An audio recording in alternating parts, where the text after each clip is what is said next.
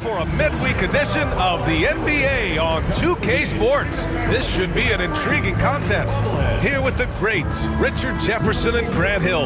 I'm Brian Anderson, and Allie LaForce, our reporter. And with the bulk of the season still ahead, let's take a look at how the power rankings are starting to come together. You look at the Thunder, they've risen to third in the latest power rankings, playing well as of late. I think for Mexico City, they're fighting their way up into a higher position, trying to put those early season issues behind them and get where they believe they belong. And now the opening lineup for Mexico City. They've got Johnson, and it's Jones in at the two-guard spot. And for the Heat, they've got Johnson, and it's Hardaway in at the point. You know, on paper, this looks like a lopsided matchup, but anything can happen in the NBA, Grant. That is the truth. I mean, that's why they play the games. One guy gets hot, the team gets cold. That's all it takes to swing the entire outcome of a game. All right, so we got the Miami Heat. It is game 5 of the season, and we've lost one game already. We won the rest. We're 3-1 right now, and I think we're starting to build an identity. We definitely started to build an identity as far as Larry Johnson being in the spots that he needs to be in. I think we're definitely starting to build that a lot more.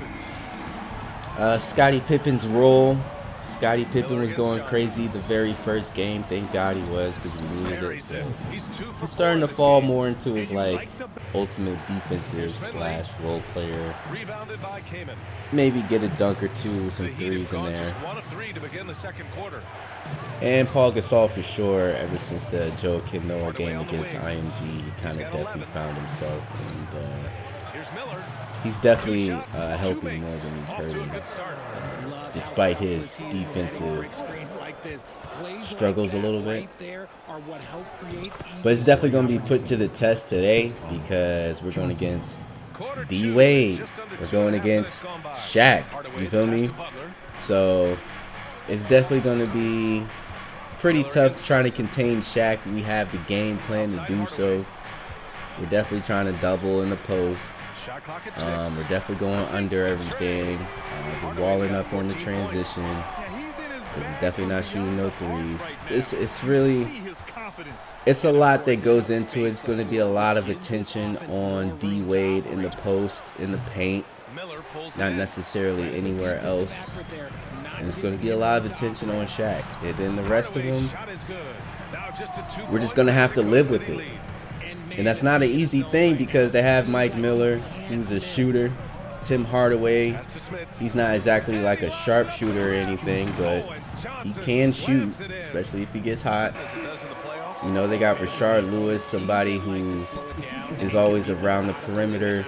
As soon as Shaq gets the ball, he might get double teamed. If Rashard is playing the 4, he can just slide out to the 3. Now the double team turns into a mismatch because he's out at the 3. It gets crazy. It gets crazy. But I think because we're versatile, Caron Butler can also shoot. But I think because we're a versatile bunch also, you know, Larry Johnson can do the same thing y'all got going on all the way down to the 1.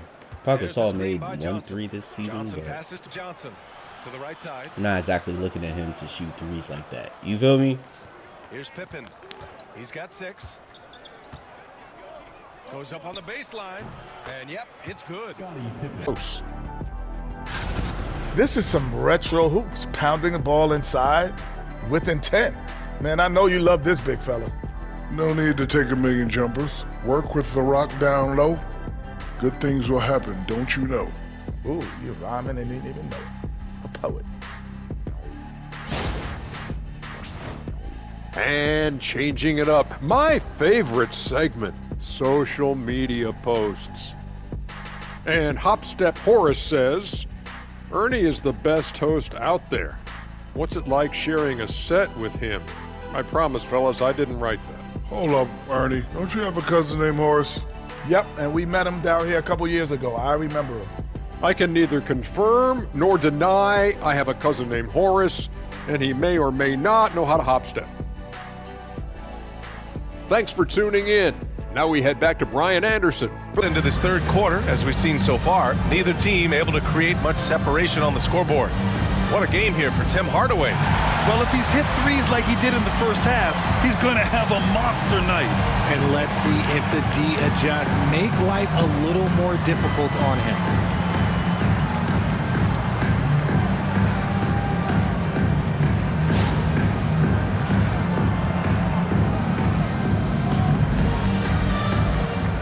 Basketball is upon us, and we may be in for an exciting finish based on how close of a game we've seen so far.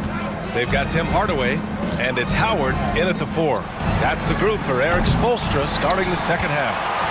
And he probably thought he was going to bury that one. Wade, the pass to O'Neal, and here's Hardaway, covered by Johnson, screened by O'Neal. Here's Hardaway, back to O'Neal, and that one is hammered home! So there's a lot of hunting in that end of the second quarter, especially because they have Muggsy Bogues coming off the bench. So it's interesting to see hunting happen with players that didn't necessarily play in the hunting era. The hunting era is more modern. It's more like 2014 and up, because that's the beginning of the Steph Curry Warriors, to where Draymond's playing the 5, you got Andre playing 4 or some shit like that. Harrison Barnes playing the 3 and playing Steph. So you have mismatches pretty much because you're still playing with 2 big men. So that Andre Iguodala or Harrison Barnes matchup could probably be a mismatch.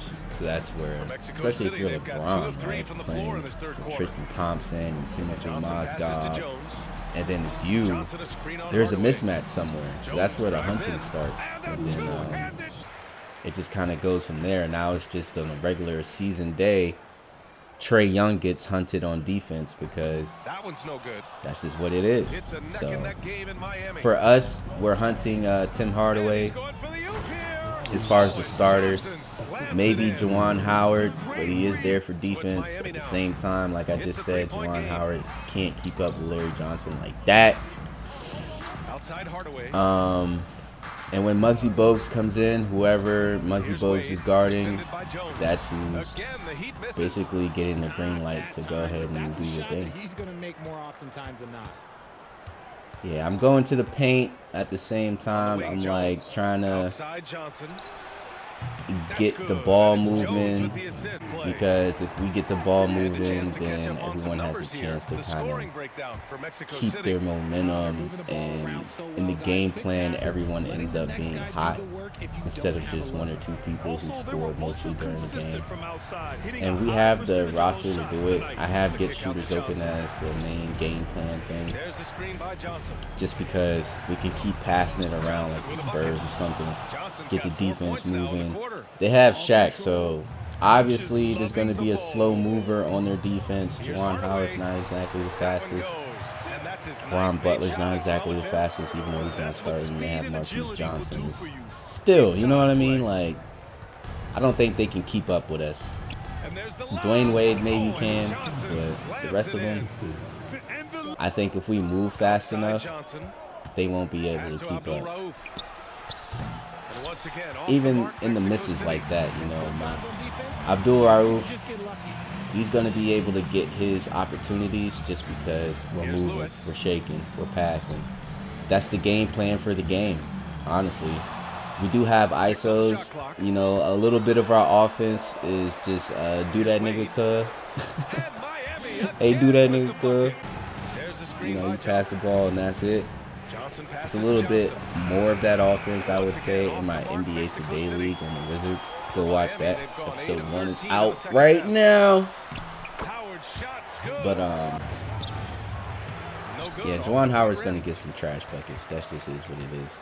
It's pretty much his career. I don't want to say he's a trash player, but I don't think he's in the Hall of Fame. He is in the Hall of Fame in college, though. Shout out to him coaching and just being a college player. Legendary, bro. Legendary. Rick Smits. we're finding more of a home for him offensive-wise. It's just a little tough. It's a little tough right now because we're just getting into our starters being comfortable, let alone our bench guys. But we do need Abdul Rauf to be comfortable, so that's kind of like a priority before, I don't know, Larry Johnson. You know, I'd rather have Abdul Rauf going crazy than Larry Johnson, but Larry Johnson does need to be comfortable, so I don't know, man. We're figuring it all out. At the same time, we still got to win these games. Thing is, as long as it's not like super close, I think we're all right, but this is, I don't want to call this a slingshot. I've heard about the slingshot. I truly believe that's just for my player, in my career, and, you know, rec, and my park, theater, whatever mode you want to play over on that side over there. I feel like that's where a lot of the slingshot should be happening. At the same time, I don't know, man. Things just be so convenient. At the same time, right, a lot of the times I feel like it is kind of on me. Like, if I do, like, cause a turnover right here, like a user turnover, not like some bullshit, but like me just pressing the wrong button or something and a steal happens and they make it, I'm not going to say that's slingshot. That's definitely on me. That's definitely on me. So I tried not to make as many mistakes around this time, just so I know, like, is it the computer wanting me to lose, or is it me fighting through? Because I fought through some deficits. All right, I fought through some 20-point deficits to come back, and like, and a lot of it really was some user shit. Like, I don't want to say the slingshot was in my favor because shit like that happens, you know what I'm saying? But at the same time, the shaq, so we missed. Of course, we're going to be up by 3. Let's just see how it happens. Let's see how it plays out. And he hits both free throws here, and it's a 3-point game. The last make was huge. Now, realistically, There's 6 seconds left in the fourth quarter. Fires from way outside. Oh, he had a chance there to send it to OT, but they come up empty-handed.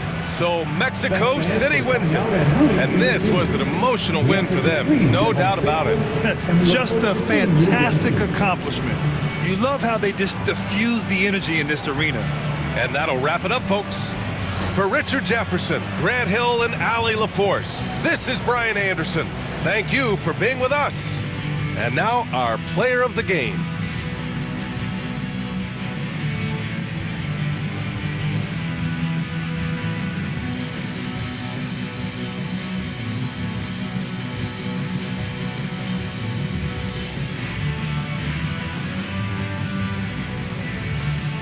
That dunk though.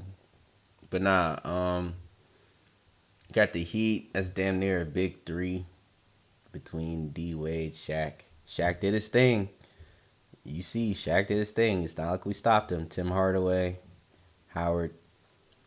But I don't know why Scottie Pippen was really the player of the game.